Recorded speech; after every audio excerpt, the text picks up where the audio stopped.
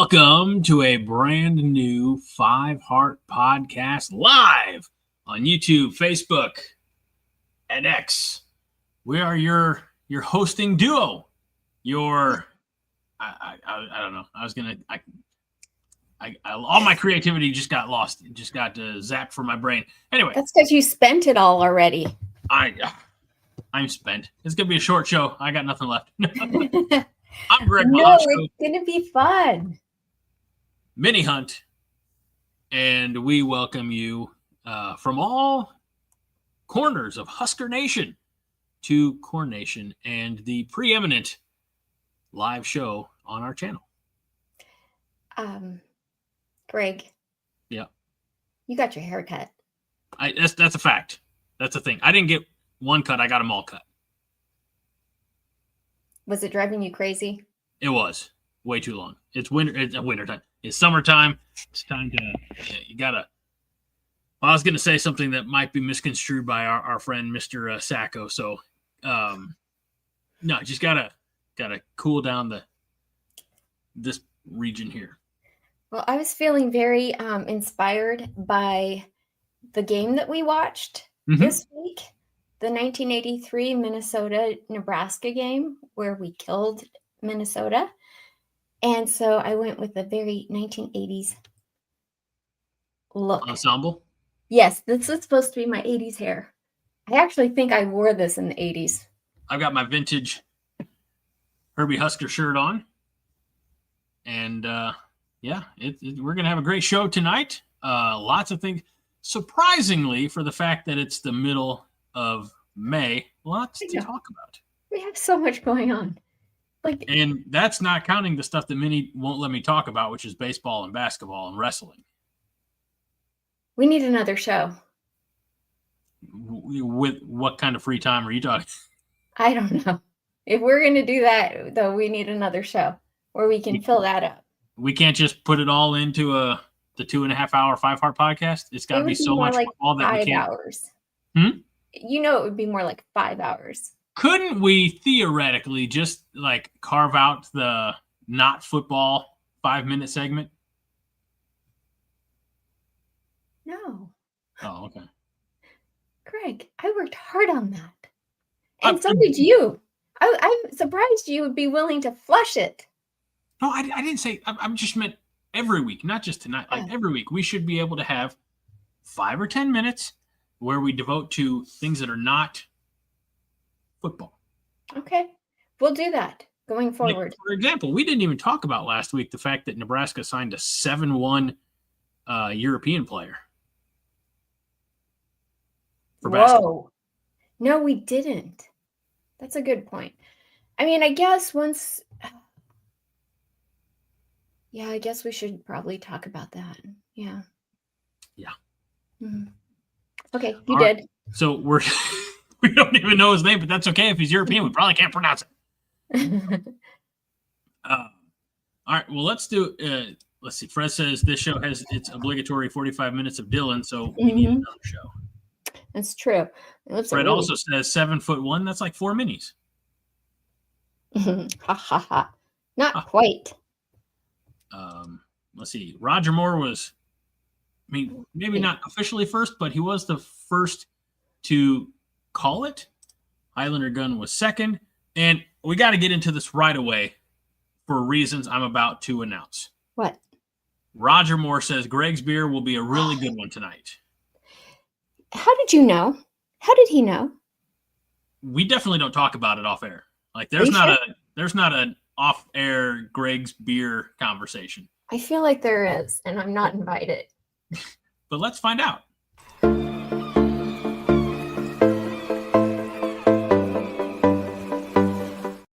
Nope, wrong one. Show's not over. What was that? Let's find out. What's Greg drinking today? What's Greg drinking today? Whoa. Tonight, we have from Four Hands Brewing Company in St. Louis, Missouri, Reprise Centennial Red Ale. Go Big Red Ale. This is 6% alcohol by volume, and by special request, I'm not drinking this out of the can. because when I informed you about my beverage this week, so we do have an off-air beer conversation. It's just not with me and them. It's just you said, do. Greg, We do. is it really red? Is it really red is what I wanted to know. And he said, I don't know. There's no way for me to prove it because I don't have any glasses in this house. I do. No, he does. Because I forgot that I have a bar over there. It's not red. It's a nice amber color. It's not red. That's a big beer. And by the way, for a few minutes, this was a frosted glass. So, well, enjoy. What you'll learn is that when I'm not drinking from a can, I drink a lot faster. So I have all 4 of them here with me. Could be a good show. I mean, it's going to be a good show. It could be it's going to be it's going to be a really good show. It could be the kind of show that I don't remember. So, which is all of them. That's true. When I click end stream and the show goes off, I've forgotten 99%. I'm the opposite of Hoss. Let's see. Because of my little technical snafu, says Fred says, "Wow, the show's over already. Nice." And Husker Chuck says, "They said it would be short." In Husker Chuck, we want to congratulate and welcome also because Husker Chuck became a YouTube member tonight. Yay! Is that all he gets? Is a hand clap? It's just that's all. He gets exclusive content that we're going to be doing now. At least exclusively early content. So you talked about the 1983 Nebraska-Minnesota game, and we did a little fun watch along. We recorded a couple nights ago and put that out there just for the members, at least early release for the members. So I feel like it's time to give back to the members. So it's nice. That was actually a really nice thought. We will. I just invited you because I didn't want to watch it alone. Yeah, everybody else, maybe that's what you'll do next time is invite not me. No, but it was a good time, and it was a fun game to watch because I had not ever watched Nebraska Minnesota 1983. So it was a lot of fun. Have you noticed that a bunch of games are now popping up on your feed? Yes, on YouTube. Yeah, same. I saw the Nebraska Miami 96 Fiesta Bowl no huddle pop up. So we'll do more of that. The algorithm has sunk its teeth into my YouTube feed. Yes. So we will have some more fun with that in the off season, and maybe on occasion we'll invite some of you Holger maniacs to join. What was that word again?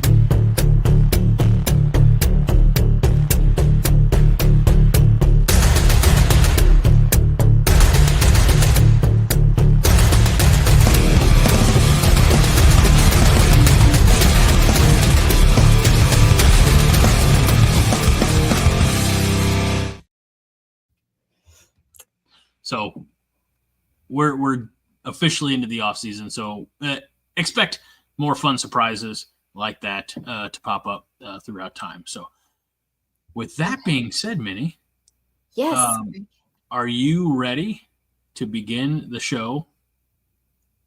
I'm as ready as I'll ever be. Okay. I know, sounds enthusiastic, but it's because I can't wait till the end. You don't want to just get it out of the way now? No.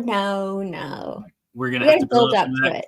We're going to build up some of that sweet, sweet anticipation for all of you. So, isn't that a song? Probably. Sim in Bangkok says, "Yo, where's John?" I don't want to say that he's retired from these videos. But he's definitely not in regular rotation. He hadn't been in regular rotation for over a year now. We will reach out. I mean, we reach out to him. He knows anytime he wants to join us, he's open door. But we'll definitely try to get him on as we get closer. Maybe our preseason prediction show, something like that. So if you're here for John, we're all right. Wait a long time. So, he said he'll come back as a guest. There we go. And James Borman says the end is his favorite part of the show. Are you serious?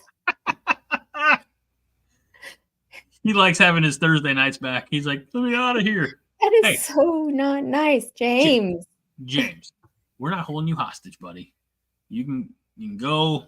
No, we are. We I are. don't think you You're can. hostage. Especially after that comment, James. All right. First thing on the docket. Yep. Did you watch the brand new, it's not Chasing 3, it's called the Epicenter episode? No. Volleyball. Greg, you No, didn't watch it? I forgot. Why do I even send you stuff? It was on the to-do list and I ran out of time. You have one thing to do. One. All right. I mean, I also have you missed out because guess what? What? I know Raji watched because we were in chat together. Raji? I know. It was pretty fantastic. You said it was short. How long are we talking here? I don't know, like 20 minutes ish. Okay. It was short. It just basically went over the stuff that we've talked about. It did go into the spring game. And, you didn't watch the Ord game. Correct. The spring ball Ord game. They showed highlights from that. And I thought it was really interesting. I had never seen like a coach put on headphones and talk to the announcers while the game is going on. Well, there's certain things you can do when the game doesn't matter. Well, I mean, they do it in baseball all the time. At one point in the first game, we were down, I think, 7. So, and it seemed like we were down for quite a while. And then all of a sudden, she calls timeout. I don't know what she said to them. But boy, did those girls get it together after that. And we came back and we were dominating for the next few games as well. It does feel like they played a few extra matches. Match point say. So anyway, whatever. They played. Usually it's like best of 5, and I think they got 4 matches in against South Dakota State. So yeah. Oh, cool. It was really neat because they showed a lot of fan interaction. The fans talking about how they love thank you, Husker. Each player on the team. Like, it was so cool. And they're talking about, remember that number 4 that I said? She has the body of a volleyball player. I mean, they all do, but she does in particular because her arms are so long. She's, what is she, a freshman? I don't know. Campbell. Do you not remember her name? Campbell Flynn, I want to say. Okay. I'm gonna take your word for it. I'm not griggling. I'm not griggling right now. Why? Yeah, it's not important. Okay. It is. Her name's Campbell. She's so dang cute too. You say Glenn Campbell? No, Campbell. Rhinestone Cowboy? Flynn. No, Campbell Flynn. And they talked about, of course, Harper. Of course. You know, I have a girl crush on. And Andy, I forget her last name. Wichita lineman. That's another good one, Fred. Galveston. Anyways, it was just really great. Almost like a Chasing 3 for volleyball. And the girls, they deserve that. And then some. Because, this is what they put on Andy McDowell. I'm right there with you, though, living in Omaha. David Matney, the official realtor of the 5 Heart Podcast, Glenn Campbell. Yeah. Reincarnated as a college volleyball player. You guys are so bad. This is what they put. Just 3 sentences for the episode. They've built a legacy. Now they're rewriting it. Step inside spring practice with the most watched team in the country and their quest to bring a national title back to Nebraska. This is the epicenter of college volleyball. I feel like that second sentence is kind of a run-on. Like, they could break that up and make that 4 sentences. They could, but they didn't. Only you would question that. I am known to be a grammar stickler. Mm-hmm. I know. So, all right. So the epicenter is, I'm assuming there's going to be more, like it's going to be kind of Yeah. like Chasing Three. It's going to be, a weekly series. Yeah. Well, I don't know if it's going to be a weekly series, but this is episode 1. Okay. So I assume once the girls get back and they're into, the training and such, they'll probably do others. But this is really cool because they're gearing up for a national championship. It would be fitting. DBK took Louisville to this, I think, the national championship last year, to the national championship match, or at least the Final Four. No, it was the national championship. They was like, oh, wouldn't it be great if it was Nebraska versus Louisville? All the pieces are there, which we talked about last week. And I'll be honest with you, we need Beth here to properly break down volleyball, and I know she'll join us if we'll get closer to the actual season.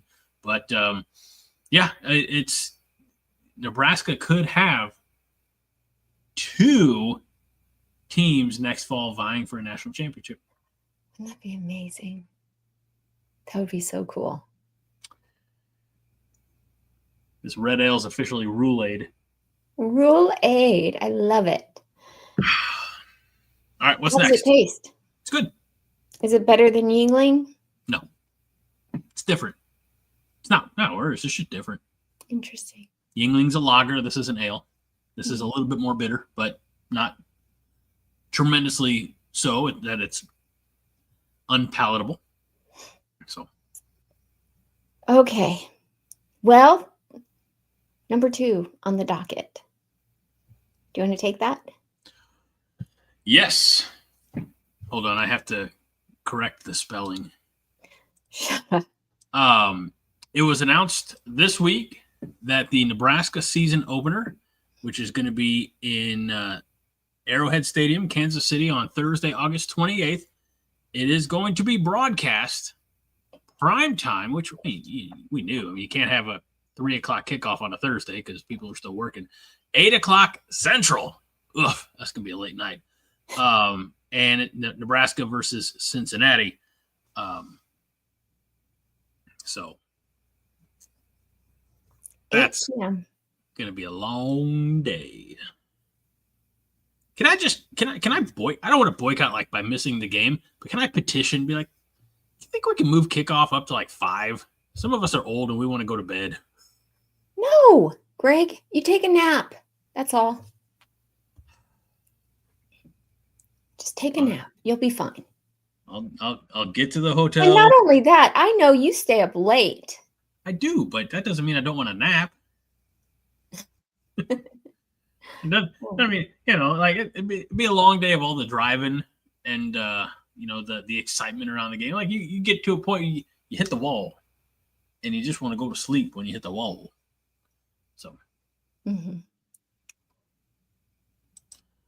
Let's see. Husker Chuck says, did I hear likely against Cincinnati? If you did, if I said that, I apologize. It's not likely against Cincinnati. It is against Cincinnati. I'm not saying I didn't say it.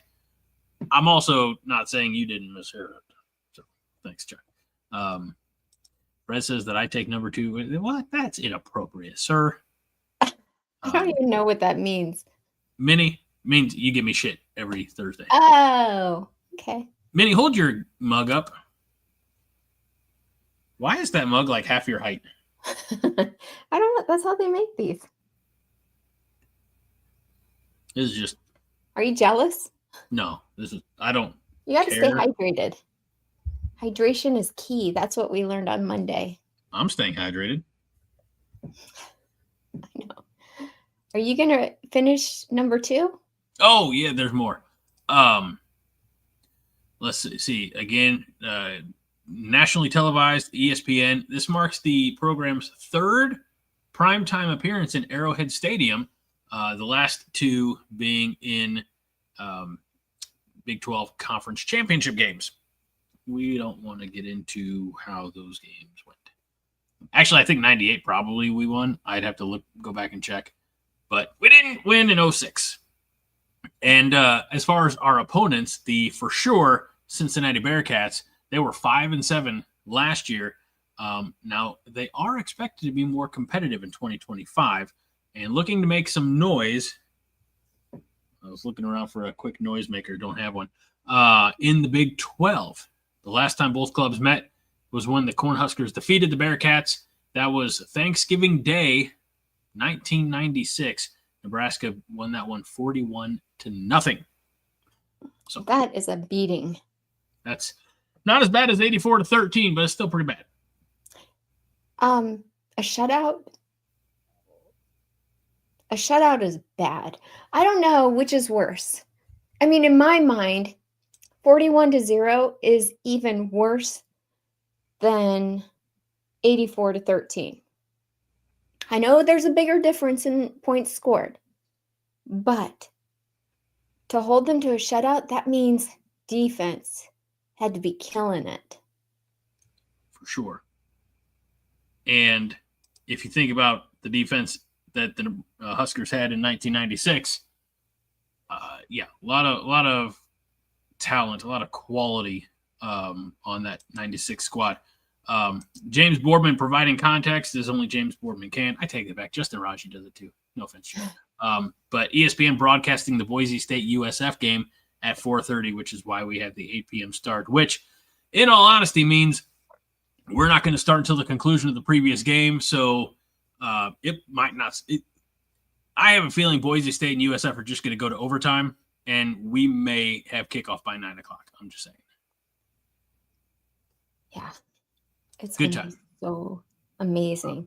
Now, to that question, or to that point, while we're talking about the season opener, at 4:13 this afternoon, Virtual Persona asked who is tailgating at the first game, assuming they're meaning the game at Arrowhead.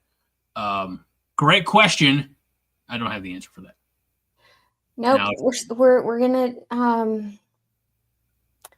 do a sign-up sheet starting now. A potluck. Virtual Persona, would you like to be the first? No, I think that tell you what, if it's potluck style, I'll bring a cooler. I'll bring cold Yingling, which is not nearly the last one we went to, Greg. I feel so bad. You guys, Greg was all excited because he brought his Yingling, which isn't sold like anywhere, and he brought like cases for people, right? Yeah. And I said, Greg, we're going to this tailgate, and this tailgate we went to was way as far away as it possibly could be. Yeah, we parked at Haymarket, and the tailgate was, I don't know, like tailgate sections, but it was over much closer to the stadium. Yeah, it was. And it was at the Huskers tailgate. And poor Greg, everyone's carrying something, but Greg has the heaviest load because he is bringing his big old case of Yingling. And we get there, and there's all these drinks, all these coolers full of drinks. There's the Omaha steaks. Like, they have food, they have everything. And Greg's like, where can I put my beer? And they took it. They put it. They're like, oh, this is the good stuff. And they put it in the cooler or something. I just said, I didn't know where I was going. I just wanted to contribute. Wanted to bring something. How many beers did you get out of that? None. Because it wasn't cold. You know, it needed to be put on ice. I had, I don't tailgate very often, Minnie. I don't know if you know that about me. I don't get out. Let's see. Roger's going to bring plates and napkins, so put that down. Minnie, actually, you should probably start writing this down. So Roger's good for plates and napkins. Fred's going to treat it like an office food day and bring a bag of chips, not bags of chips, a bag of chips. That's funny. And Fred also says, I got my shit stole in Lincoln. No, it was a donation. It was my offering to the party. That was left it quite there an because offering. It's more huh? than anybody else brought. That's fine. I didn't know. Greg, I didn't you know are I'd be very going to the. generous. I didn't know I'd be going. When I think of tailgating, I still think of just a couple of pickups, out in a parking lot, with a little grill. Oh yeah, no, That, this somebody's is cooking like brats on. sponsored. It's Yeah, I wasn't thinking done. about that at all. Yeah, it's all free drinks and free food. It's I contribute. What I should have done is if I had, we had coronation stickers at that time, slapping some all over that case and be like, remember where you got this. So, but anyway. okay. So tailgating, we have that on the docket. It wasn't originally on the docket. Now we have it on the docket because we're doing the 8 p.m. game. What time do you think tailgating would start? If the game Asking starts at me? 8, should it start at like 4 or 2? I mean, yeah, 2-ish probably. Okay. We have to double check. I don't know what time gates open to get into the stadium. Oh, So. that's true. So as soon as gates open. No. As soon as we would want like a saying. 3-hour period, 3 to 4 hour period before gates open. So okay. Let's say gates open at 5. That'd be early. I'd say probably 6:30. Okay. 6 o'clock, just because we're rounding. Tailgating would start at 2 or 3. That's fine. We'll figure that out. We got time. We've got time. Just remember, Roger's down for plates and napkins. Fred's down for a bag of chips. And with knowing Fred, it's going to be like salt and vinegar. It's going to be chips that nobody's really going to even want. Spicy dill pickle chips or something crazy. Oh, look who's finally here. BFOTS Josh Hanson is late. I have not seen him in weeks. Yeah, better late than never.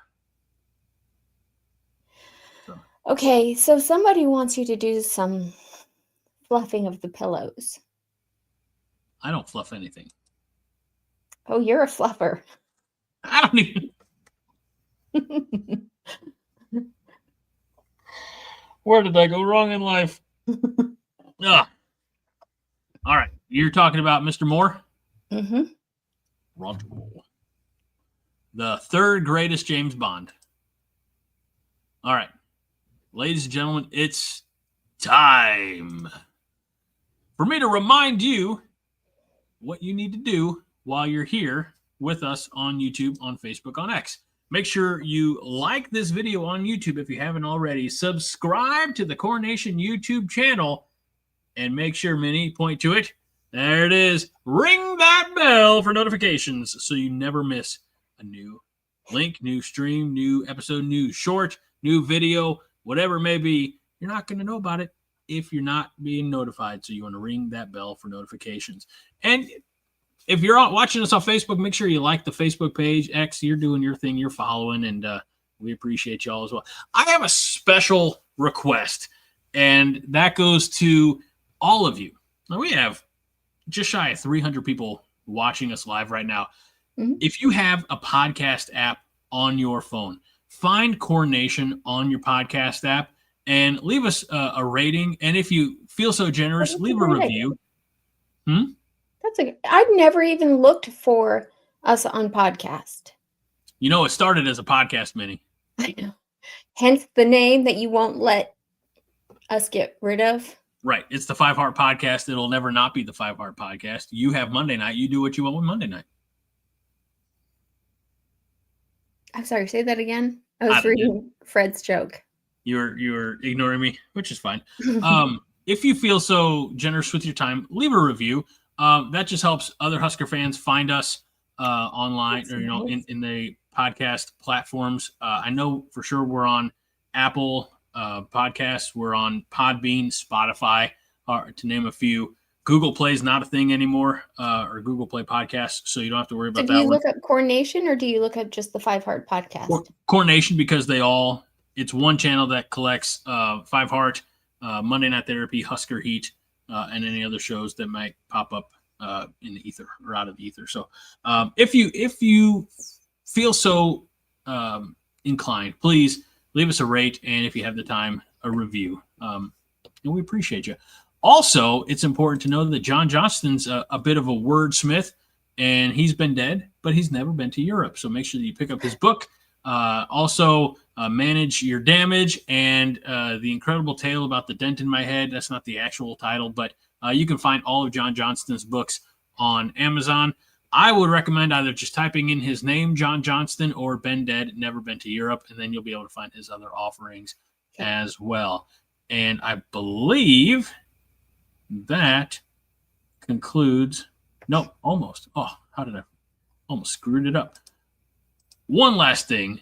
If you like sweet, sweet Corn Nation merch, you got to go to cobbycorn.com. Now, I'm not wearing a Cobby Corn shirt tonight for a very specific reason, which we'll get to later on. And Minnie is not wearing a Cobby Corn shirt tonight because they don't have any girl stuff. Which is, I think, to be fixed down the road somewhere. But in the meantime, you can get to cobbycorn.com, and I'll work on John, see if we can't throw up a discount because it's May and you want to have your stuff ready for September, for August, September, October, November. Bowl game. Cobbycorn.com. Check it out. All right. That's it. I don't know. I was looking for my shirt. Okay. Husker Chuck says you could get a XXL nightshirt. Yeah. And I'm not wearing to bed secure your balls. I'm sorry. Not going to do it.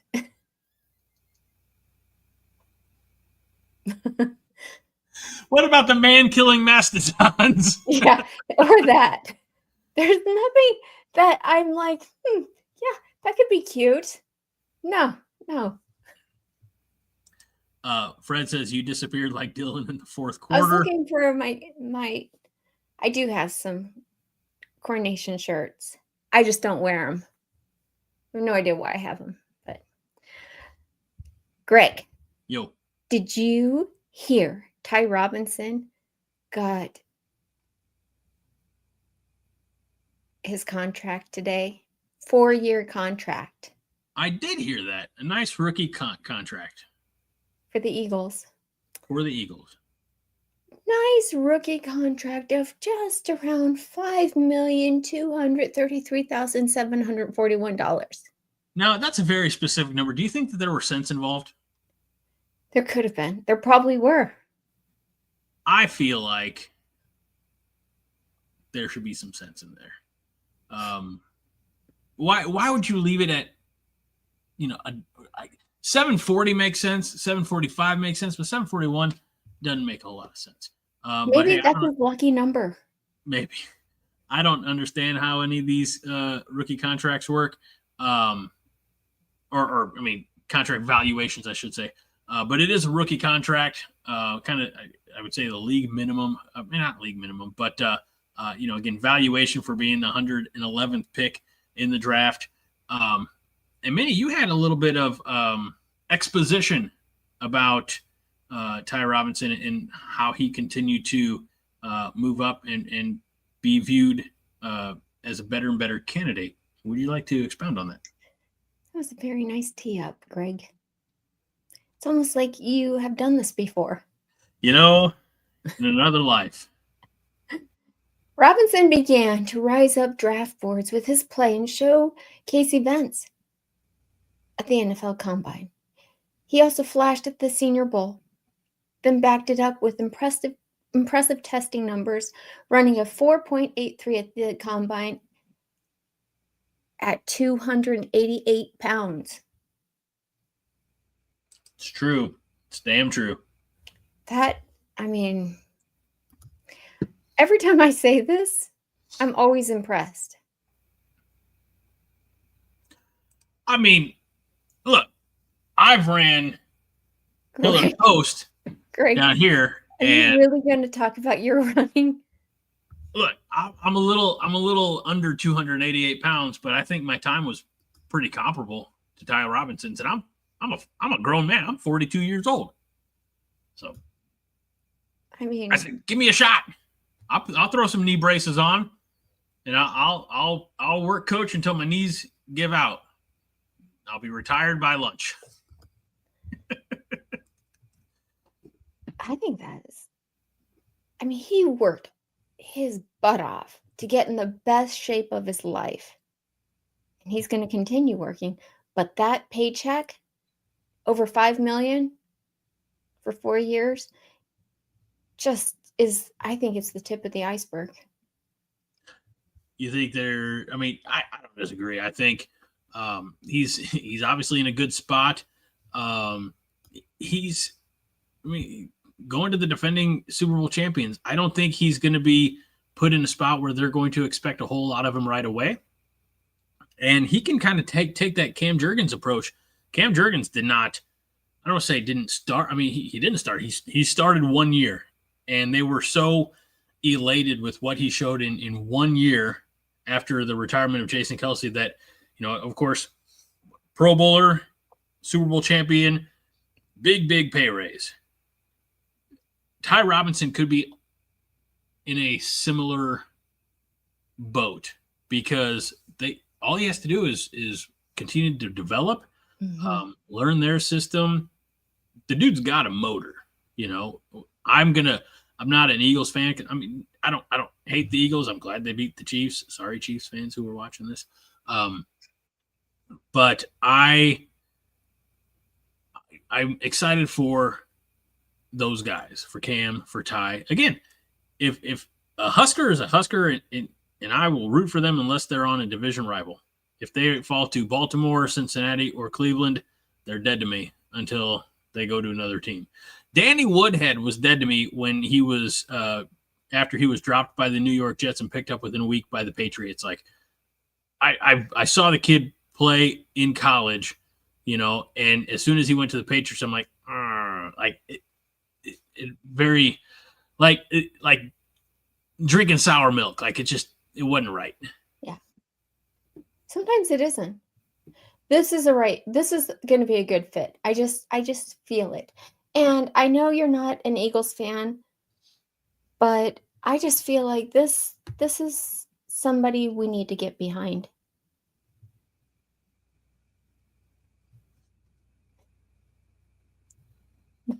Not figuratively, Greg. Jeez. Hey, I'm not the one you have to worry about. There's Fred watching live right now. I could gloss over that, but I just know the comments are waiting. So you could say, it's a guy we can support. I always forget. You forget about Fred. Fred. Yeah. Even though I grew up with brothers, they were not quite as bad as you and Fred and everybody else in chat.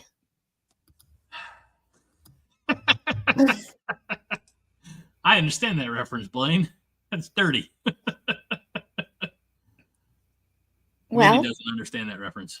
No, I don't. No, I don't.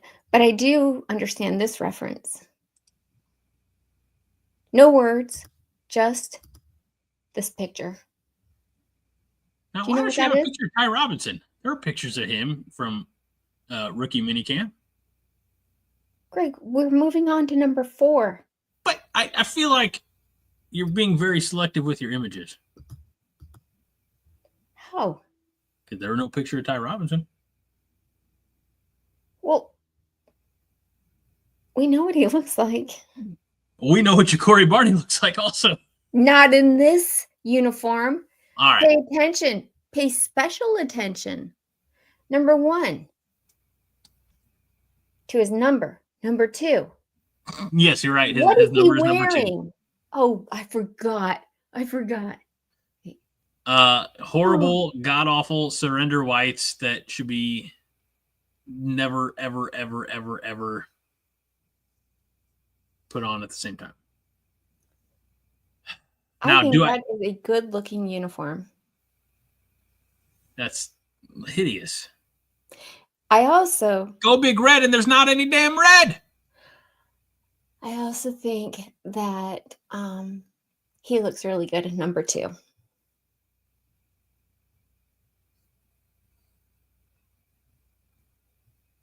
What? This has suddenly become a German film project. Look very good in number 2. Holy Scheiße. Now, it's not official. We haven't been given the single digits yet. But it's curious that even Matt Rule posted this. Did he post it or did he Yeah. He did. Repost it? Let's see if it was reposted. I have the screenshot from Matt Rule's Instagram. Fred quoting Minnie, he looks really good in number 2. End quote. You sickos are wearing me out. Yeah. Oh, gosh, please. I want to ask him, I really just want to grab him by the shoulder pads and say, who does number 2 work for? Yeah, no, this is actually, I don't know if you can see it, but this is just a screenshot of Matt Rule's Instagram, and it's not reposted. Okay. Well, fine. And even if it was, I mean, doesn't that mean something? I don't know. I think it does. Maybe it means that we're going to put on the surrender whites for the second game of the season. Ooh. We're going to... No. It's a home game. I know. But crazier things have happened. Fred wants to know the player's name. Is it courtesy flush? It's Ja'Cory Barney. Because the number 2. I know. No, it does not mean number 2 like that. We all know getting... I don't know if they're going to do a number 0 ever again.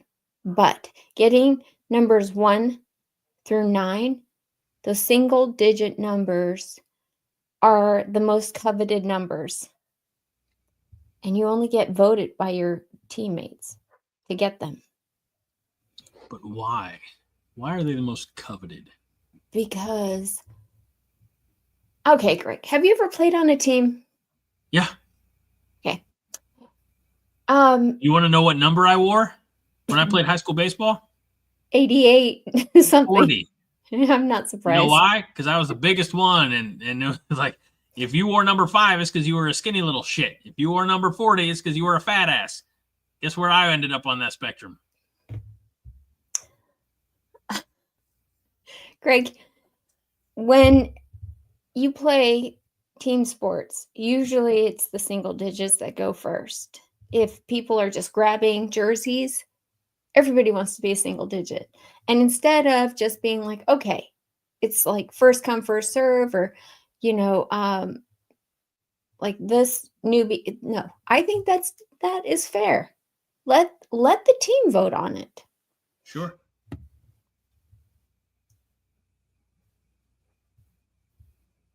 I mean, yeah, they got to, I guess they have to vote on their 9 or 10. Didn't Nash wear 0 last year?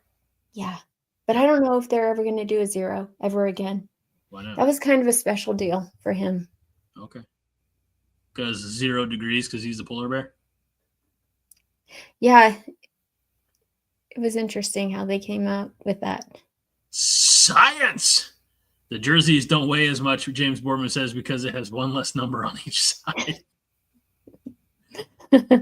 Okay. If you say so. All right. We got to get rid of that.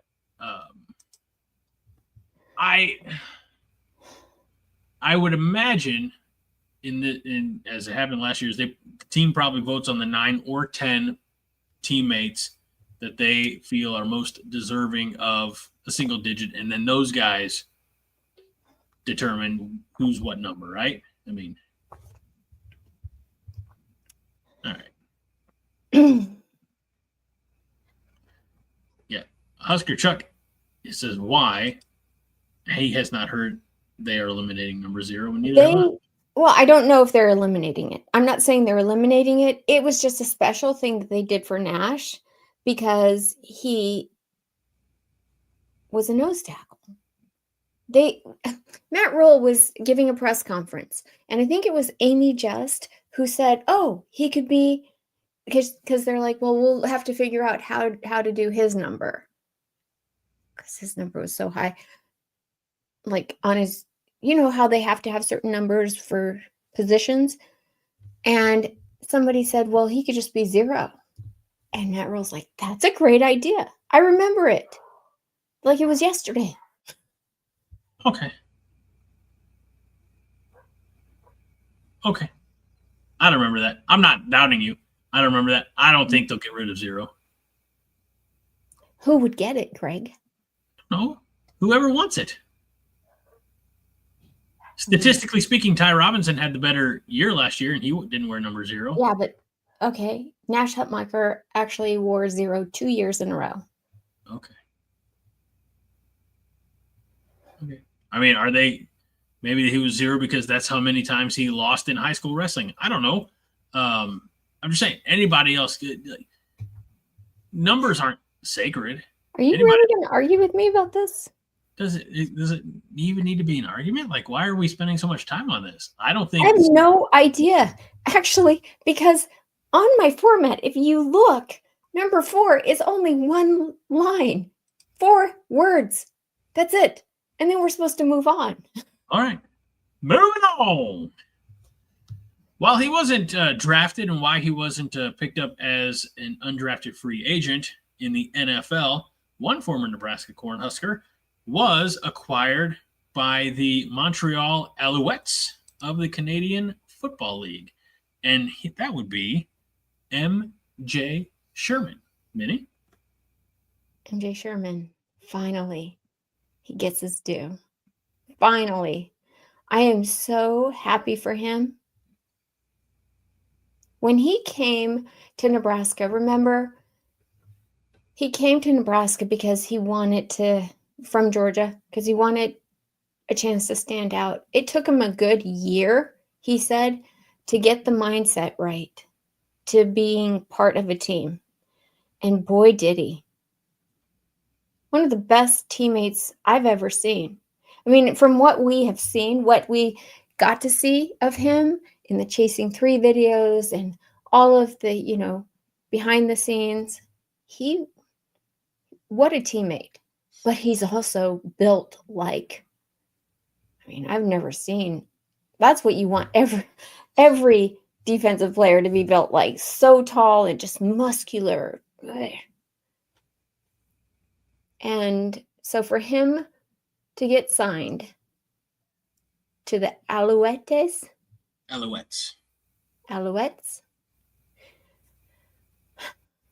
I'm very happy for him. He's joining Nuruddin Nueli, who's now in his 2nd year with the club. What are you doing? Nothing. Okay. He had been invited to the NFL minicamp with the Denver Broncos. Remember? Yes. But now he signed with Montreal, so he'll be in the Canadian Football League. He's 6'3", 245 pounds. He spent, like I said, 2 seasons at Nebraska from Georgia. He played in 25 games, 17 starts in those 25 games. And he made 45 tackles, including 6.5 tackles for loss and 5 sacks. Do you want to know the difference between the NFL and the CFL? I mean, aside from the obvious difference is? I think there's a difference in some rules, isn't there? Oh, lots. And the CFL field is wider than the NFL field. But the NFL has teams like Seahawks, Eagles, Falcons, Ravens. And in the Great White North, they have the Alouettes. And do you know what an Alouette is, Minnie? Well, I was thinking of the French song, Alouette, Alouette. Isn't that how it goes? Something like that. I don't know. I don't speak French. But an Alouette is a small songbird, or a lark. Doesn't really strike fear in the hearts of your enemies. I think what I'm trying to say is Canadians are a bunch of spineless children. I get what you're trying to float. I get it. It's okay, though. I mean, come on. On the other side of the country, you have the Saskatchewan Roughriders. I mean, what exactly are you trying to tell us, Canadian Football League? You bunch of weirdos.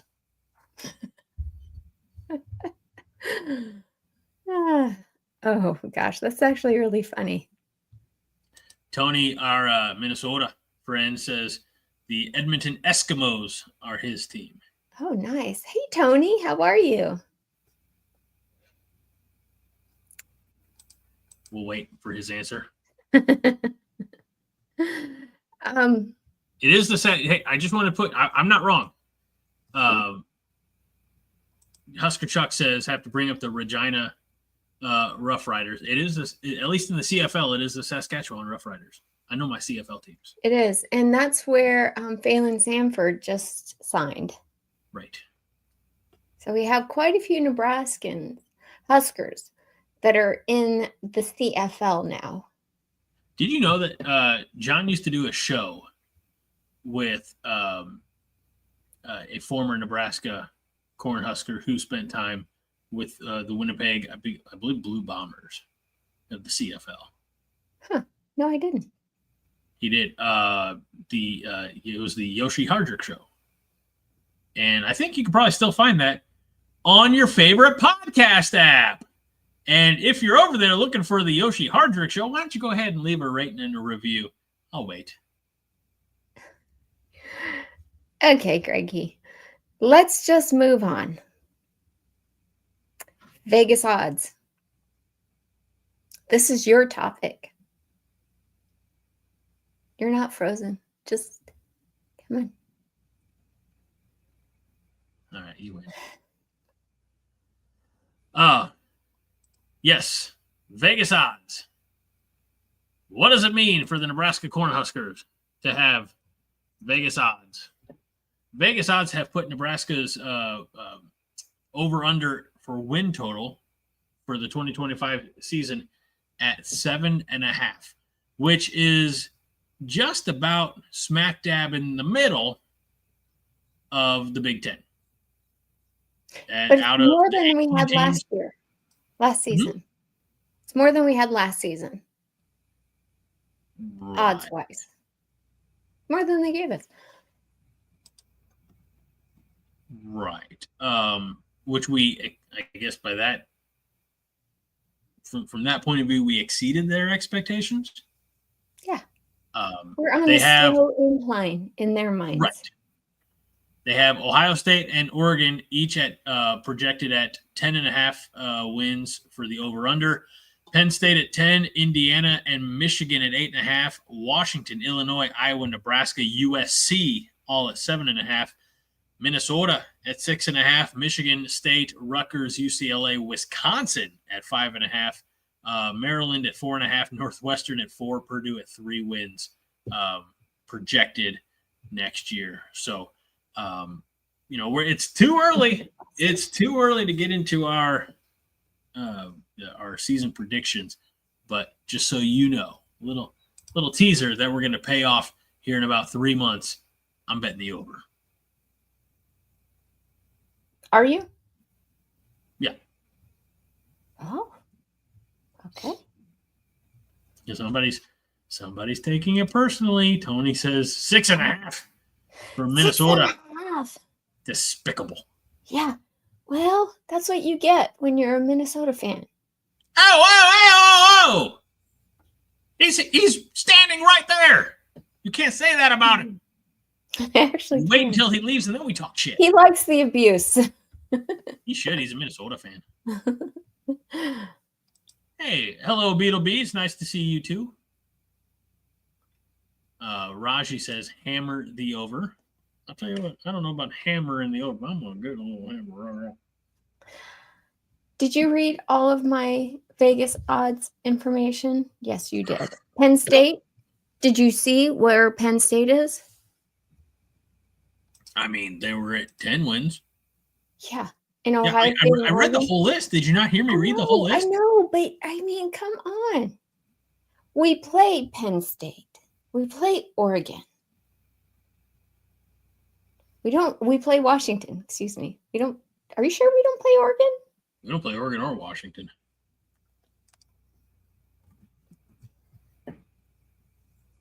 Damn it.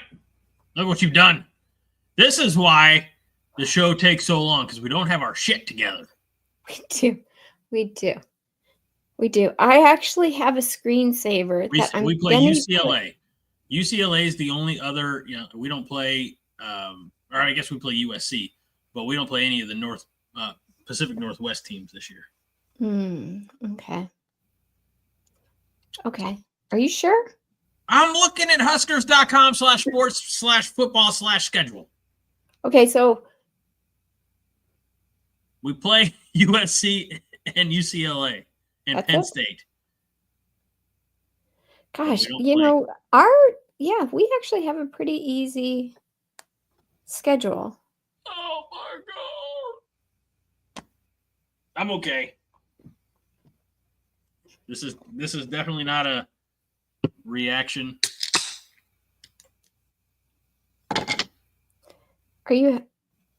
You're okay? I'm good. Okay.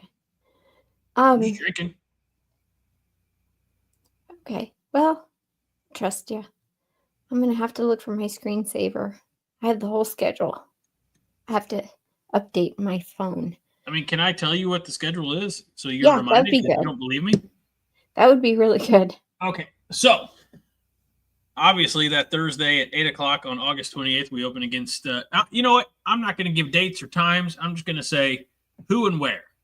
Okay. So, Cincinnati at Kansas City, Akron at home, Houston Christian at home, reviving that age-old rivalry, Michigan at home, Michigan State at home.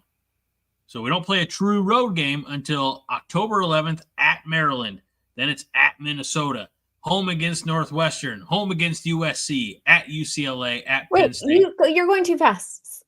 I got the Maryland, Minnesota. Then what? Home against Northwestern, home against USC, at UCLA, at Penn State, home against Iowa. Okay. I got it. Is there going to be a quiz later? Because I got it. Okay. So we only play Penn State and Michigan with the best odds, according to Vegas, because Penn State is at 10 and Michigan's at 8.5. Everybody else is like 7.5, same as us, or lower. Right. Okay. I like that. I mean, don't you think our odds should be a little higher then? You would think, but I think we also have to prove ourselves. Yeah. I understood that reference, Fred. I don't know if she will. Would you guys? Do you know who Ann Sullivan is? No, I don't. Or was? No. History lesson. Ann Sullivan is the individual who helped teach or reteach Helen Keller how to communicate after she was struck deaf, blind, and dumb. Or I guess not. But no. All of her. That was Ann Sullivan. Okay. Thank you.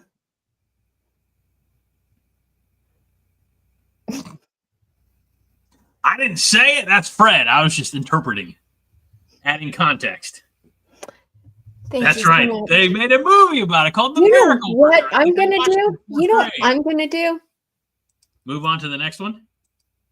This is my only power that I have. I'm going to write a 5-heart theater where we're playing the chat.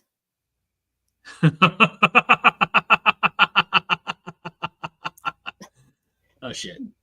Oh, You this is what guys you all asked for. just watch. You think it's all fun and games right now.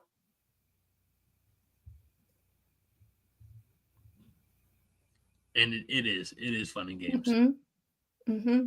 Fred or Husker Chuck says, starring Minnie as Fred Sacco. Mm-hmm. Mm-hmm. And Fred says, "Oh God, please do it. I want to see what you think of me." I don't think you want to see that, but I will. Oh, wonderful. By the way, Nebraska has won more than 7 games just once in the past decade, which is very sad. That was 2016, Mike Riley's second season, where we finished 9-3, tied for second in the Big Ten West, and went to the Music City Bowl. When's the last time you went to Music City, Minnie? Last year. Oh, okay. Well, never mind. I only go to the airport, to be fair. I spend a lot of time at that airport. It's one of the best airports. That and Austin, Texas, they're the best. They always have live music. You mean Austin, Massachusetts? No, Austin, Texas. Austin, Texas, and Nashville, Tennessee have the best airports because they have live music. It's just the thing they do. If you're stuck in an airport, don't you want to listen to, Nope. Really? I love that. I'll tell you love why. live bands. I'll tell you why. Just because they're playing music doesn't mean that they're talented. It means that they're decent. Even in an airport, I would almost venture to say that if you're in an airport lounge, be like in the airport Marriott lounge, are you really a musician, or are you just have a hobby? Are you really a podcaster, or is this a hobby? It's a hobby. It's a hobby that pays me a little. All right, it pays great. me enough to cover my podcasty expenses. So there you go. That's all that you need. Fred just noticed the size of my glass and wondered what this was. This is a pint glass, Fred, because they're pints.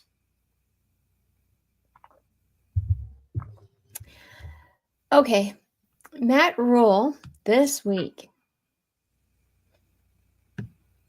He's been around. Don't say that about him. He's put been some respect making on a his name. circuit. He's been around. He gave an interview to Husker Online. And from what I can tell, it's the only time he said this.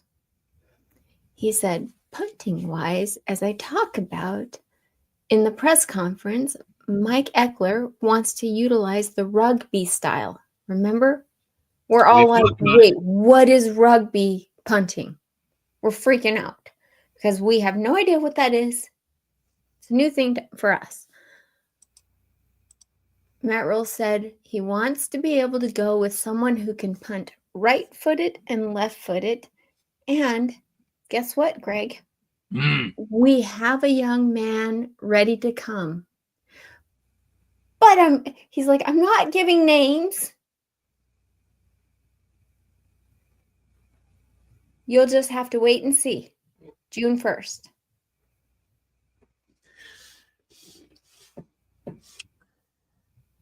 And BFOTS Josh Hansen says that Husker Online interview was really good and worth a watch. It really was.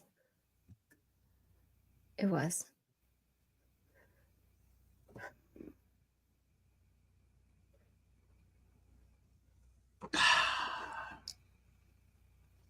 Those.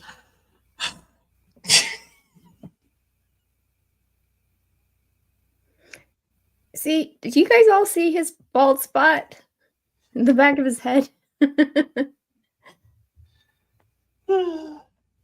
What are you doing? I'm laughing.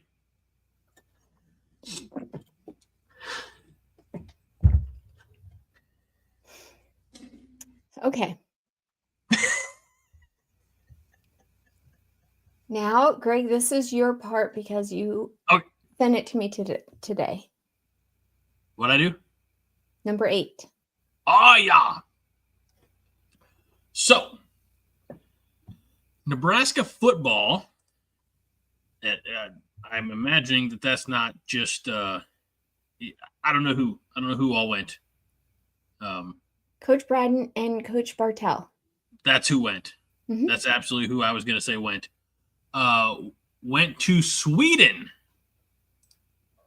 Stamped their passports, went to Sweden with the hopes of sneaking through customs a lineman, a defensive lineman by the name of, and I'm not Swedish.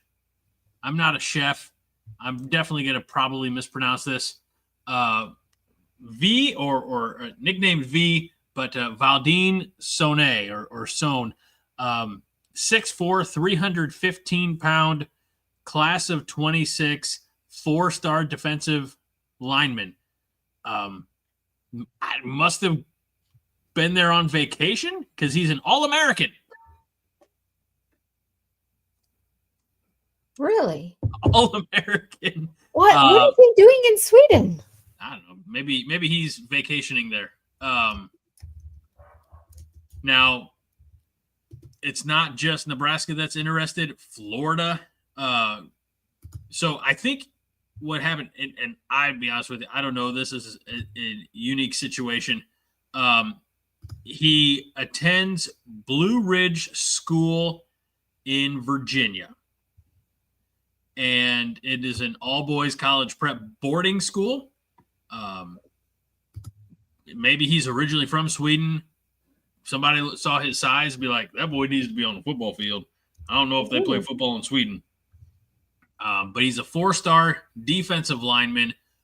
Florida has expressed interest as among, Oklahoma. Just imagine, again, the size. I got to scroll up to find the size again. 6'4", 315, likely defensive tackle. Just in Sweden. Probably went home for the summer and got a visit by Nebraska coaches. So that's showing some commitment. By God, when you travel to Sweden, that's commitment. I mean, they do have skiing, right? Probably not in May, you think? I don't know. But that sounds really fun. That's a great trip. And it shows a lot of commitment. And it makes me wonder where else we're going. Well, BFOTS Josh Hansen asked if Blue Ridge was the one that show that Alan Richmond is on, formerly of Reacher. That was Blue Mountain State, not Blue Ridge. Oh. And also no association with Blue Chew, not at Blue Ridge, more likely to find that at Blue Mountain State. Did you ever watch Blue Mountain State, Minnie? Mm-mm. You would thoroughly enjoy Blue Mountain State. Are you sure? It's a comedy. So if you like to laugh, it's a lot of fun.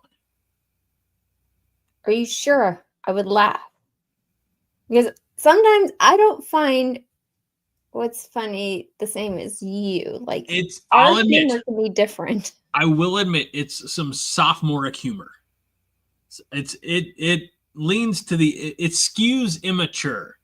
The premise is you've got a stud quarterback who was recruited and he takes this scholarship, goes to Blue Mountain State, and his plan is just to be the backup. He doesn't pay attention. He doesn't care until he starts caring. Oh. So, well, I might like it. My favorite is Friday Night Lights. Fred says, Minnie tried laughter once, didn't care for it. You just better watch it, Fred. See? Even now, she's scolding you. How dare you, Fred? Pitt wants a Blue Chew commercial, Minnie. No. Okay. Moving on. Tell you what. I'm going to work on something special for next week. And next week we'll have a very special Five Heart Theater, even if it's a one-man monologue show, episode, clip, whatever. We'll do a very special, sponsored by Blue Chew. Greg, next week. This is one thing that I can appreciate. Even if it is this Blue Chew stuff, I can appreciate you getting involved in the Five Heart Theater. What if I wrote a part for you? I ask him, can we do a Five Heart Theater? He's like, I don't know if we really have time. And then this week he said, make sure that you shorten the script, the theater script. And I'm like, Greg, would you say that to Haas? Remember when Haas had a theater script he wanted to do? But that had audience participation. We had Living in Omaha, David Matney, the official realtor of the Five Heart Podcast. This is what I love to do. And you're limiting me.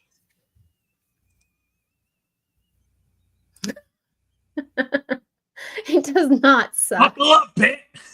It does not suck. Jeez. All right. On that note. Okay. Let me shall show we you something. get to our next? Wait a minute. Oh, you're right. There's a movie coming out about the life and career of John Madden. And as you see in this image here, you have Madden, portrayed by Mr. Nicolas Cage, and Al Davis, owner, I guess recently, he's only been gone a few years, but the one-time owner of the Oakland Los Angeles Raiders, portrayed by Christian Bale.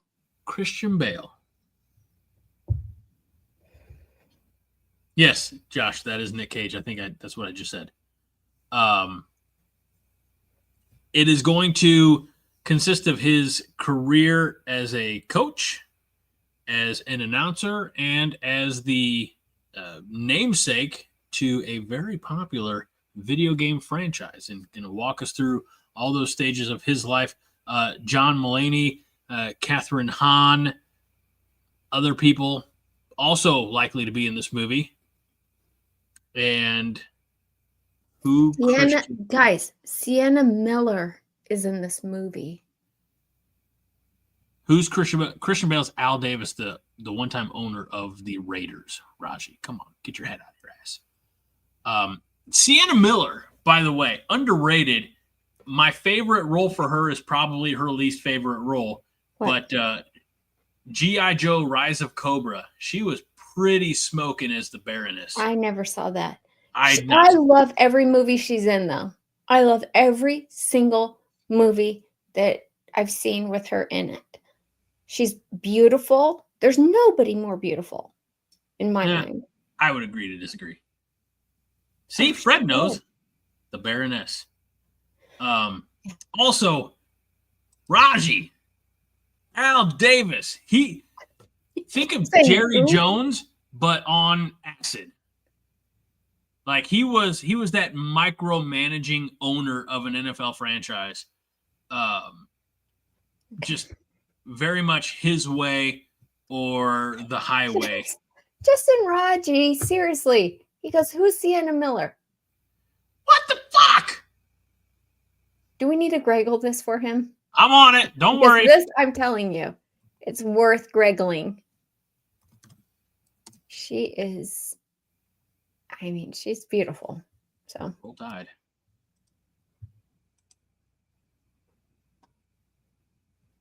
That's not the best picture. I love this comment. Blake says, Dana Holgerson and Nicolas Cage might be the same person.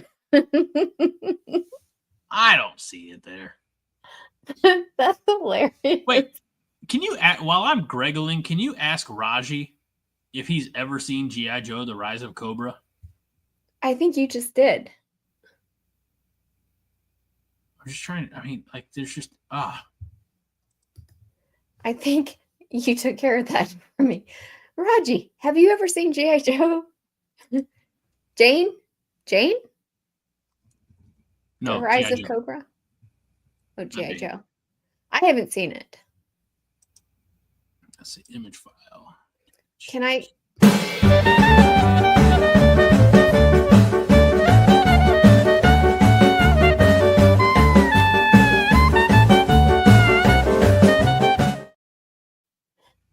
All right, there we go. No, they made her ugly. No, you take that back. How'd Hold they on. do that to her? What's up What do with you her mean, why'd they do that to eyebrows? her? Okay, there's the rest of her. She's a smoking hot brunette. What are you talking about? Show her regularly. That's not what she looks like. You There's wouldn't not even recognize her. Well, we just look it up because we're not gonna. We have more important things to get to tonight. Do we though? We actually do, Greg. I mean, I think this is my opinion, and I'm trying not to objectify, but I think when she's a natural blonde, and I think in most of her roles and obviously most of her tabloid photos or people.coms or whatever, she's a blonde and she's fine, very attractive, but nothing stand up. But I mean, you put her in the dark hair and when she's carrying the Berettas. I mean, I guess it's a matter of taste. That's right. Because Customer's always right. this is like, it's kind of scary to me. No. You must like dominatrix style because this is not good. I have never been accused of liking the dominatrix style, but I mean, I'll try anything once, twice if I like it. Okay. Well, I'm telling you, this is not good. She looks beautiful as a blonde, and that's how I'd rather see her. Well, again, teach their own. Mm-hmm. Okay, next. Hold on. Not yet. Not yet. Again, because the only thing I really know her from is G.I. Joe. Oh, that's not even zoomed in far enough. I can't tell what that is. Moving on. All right, Minnie, what's next?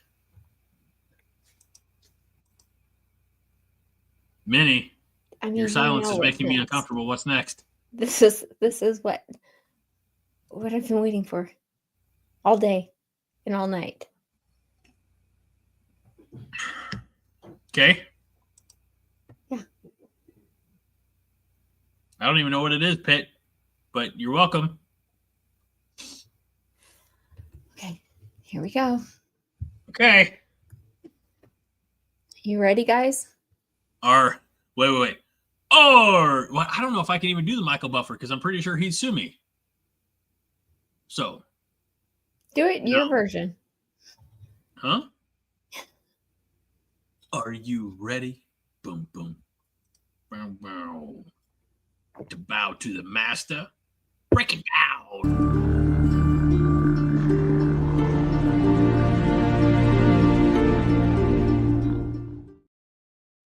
What the fuck? She disappeared. All right. No, she was not Raji. She was not the bitchy wife to the dentist in The Hangover. Watch more movies, dude. All right, now I got to get back into character. Hold on, I got to get back into character. You ready?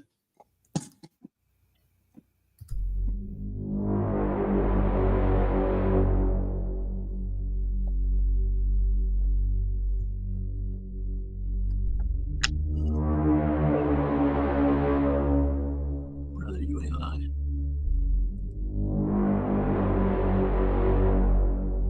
All right, we got to set the scene.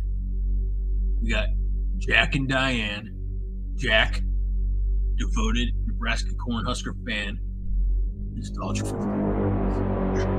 Diane, Jack's equally passionate partner, who loves the history of Nebraska football. Setting, scene 1, 1983 living room, decor with Nebraska memorabilia. Jack, why? There's a lot of exposition. Just set the scene.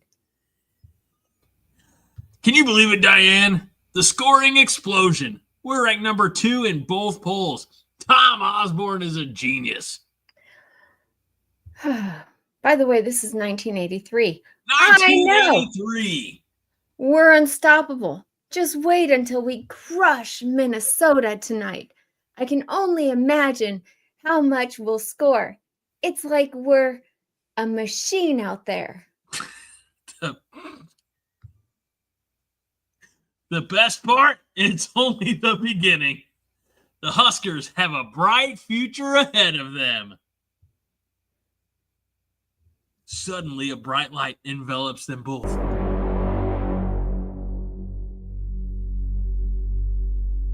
Present-day living rooms, modern touches.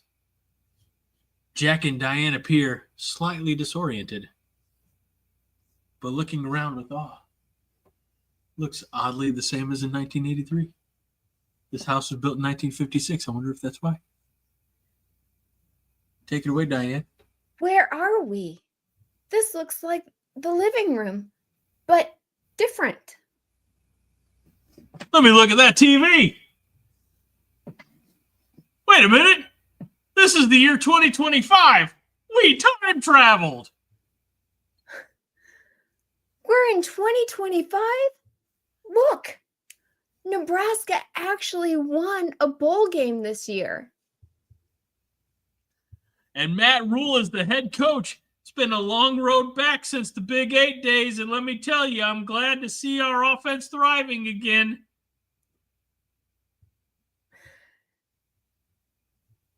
We were national champions in the 90s, 1994, 1995, and 1997.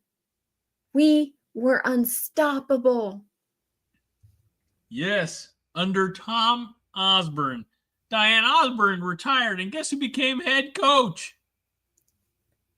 He retired? Who? It looks like our running back coach from the 80s, that Frank Solich. He took a 12-1 season in 1999. Gave me chills just thinking about it. And then look, after Solich came Bill Callahan. Looks like the shift to the West Coast offense didn't sit well with any of us. That 9-5 season. Then Bo Pelini brought some hope back with those strong finishes. But then Mike Riley? A 5.500 coach? It felt like we were in never-ending cycle of disappointment.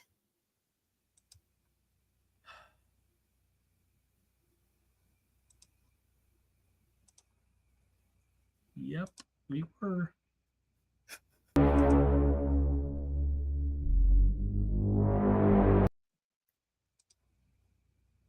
But here we are in 2025. We got that Dylan Raiola. Like the Aola. On the foods. The 5-star quarterback. And he brought with him a mess of talent. Yes, maybe this new era will be different. Matt Rule seems to have his head on straight. And we're back to winning. Feels like we're on the way to becoming national contenders again, I tell you. Imagine if we could show these modern fans what it was like during our glory days. No more rebuilding. It's time to build a, well, that's oxymoronish. It's time to stack those bricks to the dynasty again by building, but we're not rebuilding. Let's take the Big Ten by storm. Nebraska will always be family. Go Big Red from 1983 to today. The heart of the Cornhusker spirit never changes. Oh my God, get me out of this.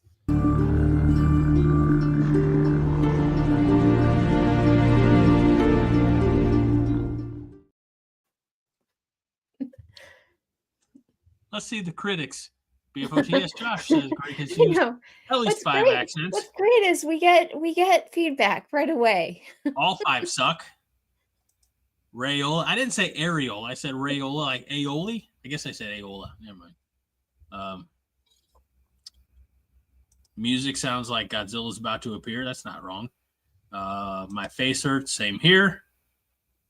I feel like I took bad acid. Try reading the part. Kaylee says, the sad part is if someone from the late 80s or 90s came to 2025 and only saw last season, they would probably want Matt Rule fired. She's not wrong. Fred says, line! Fred says, watching the life ebb from Greg's eyes made me buy a membership again, and he did. Thank you, Fred. Oh gosh. Pitt says my in-laws described us as Jack and Diane until 2 sparrows in a hurricane. It didn't work out. Can you read this one? No, I can't. Okay. Can you read this one? That's absolutely Greg the Hammer Valentine. Greg is Greg Valentine, a post-menopausal wife, and Chris Farley all at once. Then called worse by better people, Fred. Thank you. I like that. Greg looking like the love child. Thanks, Blaine. Yeah. So we hope you enjoyed. You're welcome, Fred. Use that to your advantage. Don't tell us how. I said don't. So next week, Five Heart Theater presents Blue Chew the musical. Mm-hmm. And Minnie doesn't sing, so this will be a one-man show. This is true. No, Fred, no. Unsolicited pics. Nope. All right. Well, I hope you enjoyed that. Or at least if you didn't, you could hate watch. Either way, our numbers went up. So we thank you. Thank you. And now we can move on to item 11 on our agenda. Minnie? Yes. You were upset about this. Like, you were super upset about this. And I was, because I always defend him. I don't know why. I don't know. I think it has something to do with him being a national championship quarterback for Nebraska. Okay. The fact that he was that almost 30 years ago. I always feel like it comes with a certain kind of clout. Like, you can't mistreat somebody like that. However, he did give an interview with ESPN's Andrea Adelson. Okay. It's a classic college football spring story. A look back at what went wrong at his previous stop. Which was offensive consultant for Los Angeles Rams, right? Nope. Head coaching, previous stop. Okay. The problem is, I think he had the best of intentions. Ex-head coach Scott Frost, who's now at UCF. But when he started talking, things quickly went south.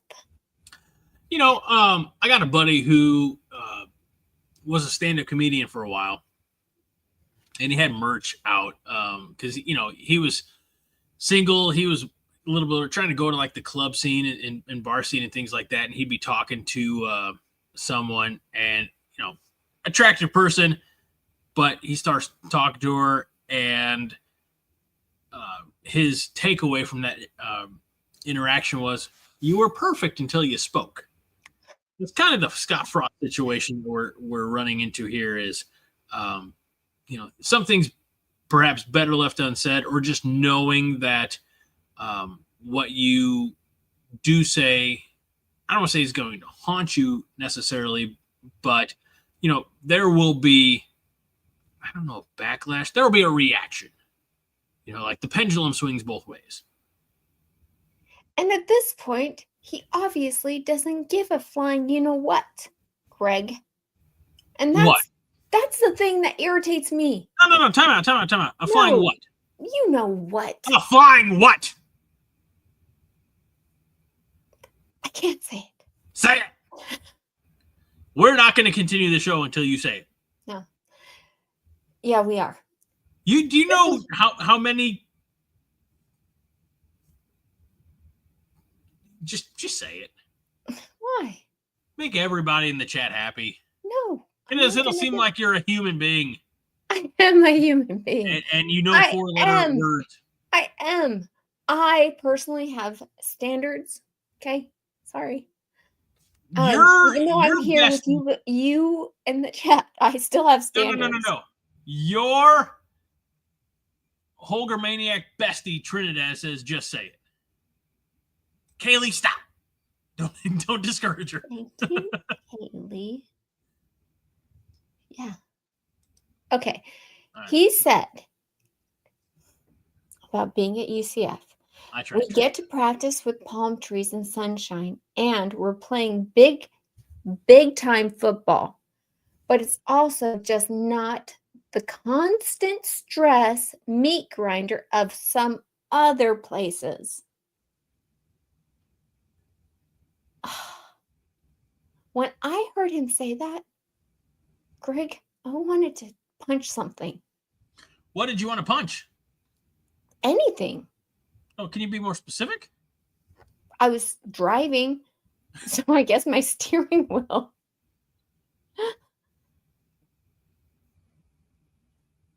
was not happy. I think, honestly, he's not wrong. The expectation is higher in Lincoln than it is in Orlando. So, therefore, the pressure is higher in Lincoln than it is in Orlando. The fact that he was at UCF for 2 seasons and turned either a 1-win or no-win team into undefeated conference champions, beating Auburn in the bowl game while he was, kind of committed to Nebraska at the time, although we didn't really know that at the time. I guess I take that back. I think it was announced that he accepted the Nebraska game or Nebraska job after the Conference USA Championship against Memphis. So he stuck around. He fulfilled his commitment during the Auburn game, recruiting for Nebraska, doing those things, doing double duty. So, yeah, the expectation was high. And, if he considers that a meat grinder, then clearly he's not cut out for it. Yeah. And maybe Orlando, where there are palm trees around and Disney World.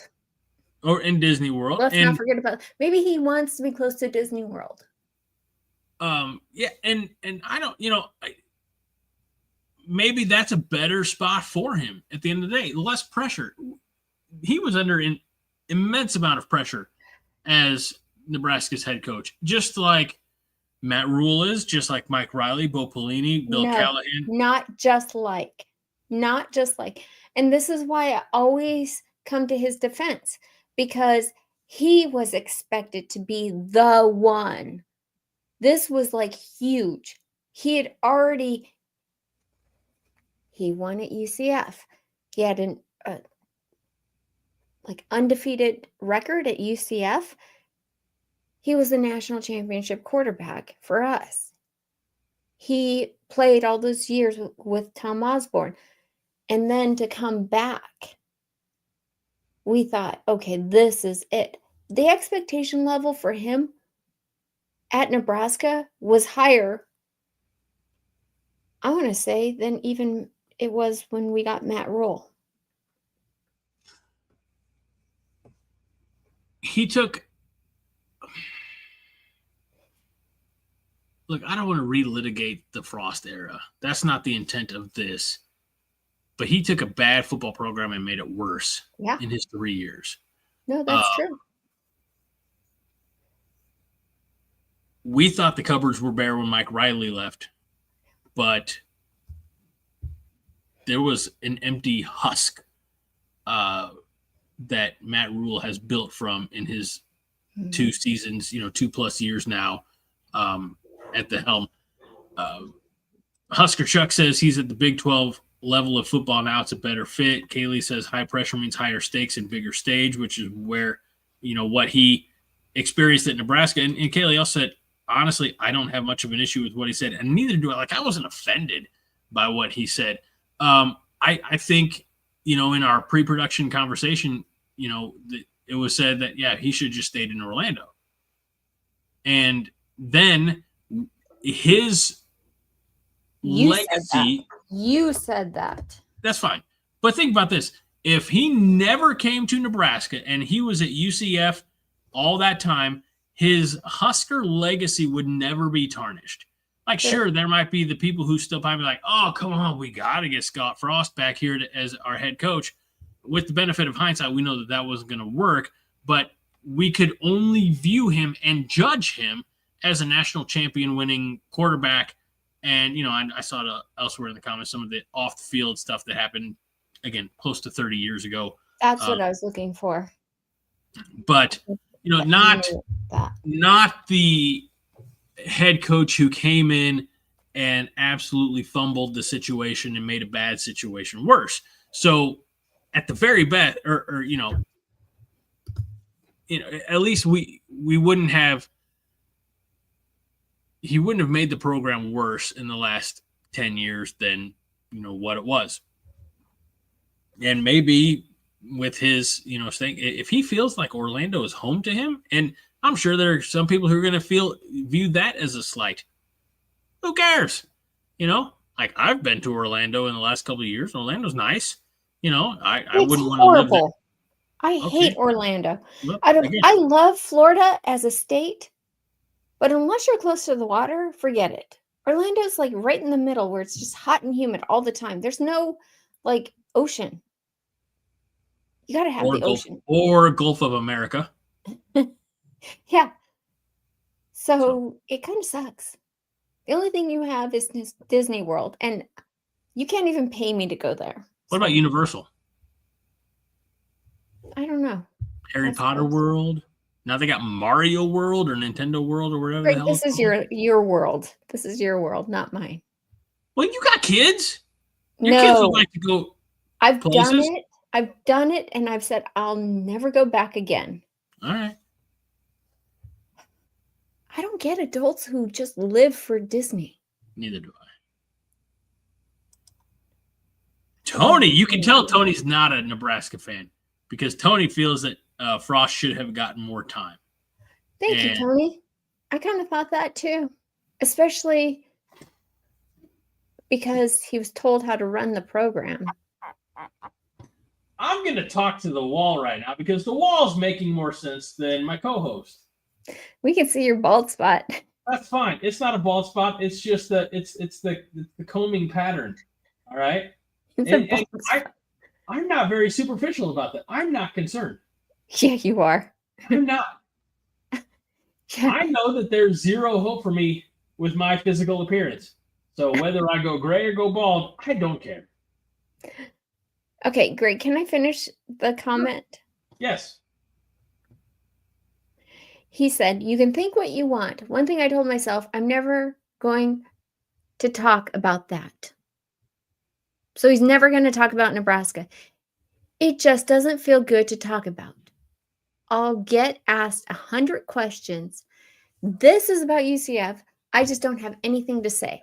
But then, Greg, he does say crap. He says, I was just so happy here. We went undefeated and didn't get a chance to win a championship, at least on the field. You were always striving to reach higher goals. I had always told myself I wasn't going to leave here unless there was a place that you can legitimately go and win a national championship. It was a tough decision because I didn't want to leave regardless of which place it was.